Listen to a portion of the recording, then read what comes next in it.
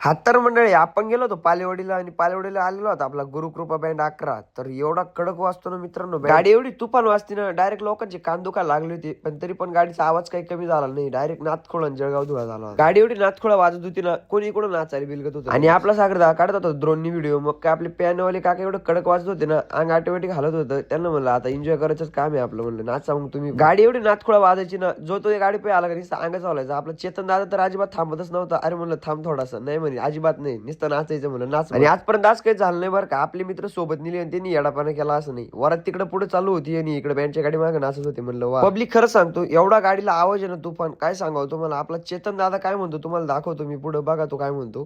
कमी करा आवाजाने, कान फाटताय सगळ्यांचा बाप. गुरुकृपा आपला 11 नाद करती काय माणसं मारायला लागली आता, माणसं मोठे माणसं मारायला लागली. आवाज कमी करा, आवाज कमी करा म्हणताय. एवढा बँडला आवाज आहे तर पब्लिक बघू शकता तुम्ही.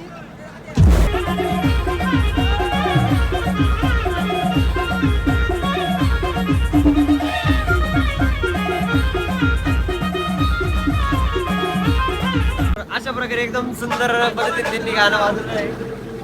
तर पब्लिक एवढे पण लोक एवढे खतरनाक पद्धतीने नाचत होते. बँडचा आवाज म्हणजे डायरेक्ट नाच. तर मंडळी विषय एवढाच झाला, आपले पोरं नाचतीने नाचायला लागले तर कोणाला रेटतीने, असंच झालं काहीतरी. मग बघा पुढे कसे नाचायला बी लागली एवढे पण.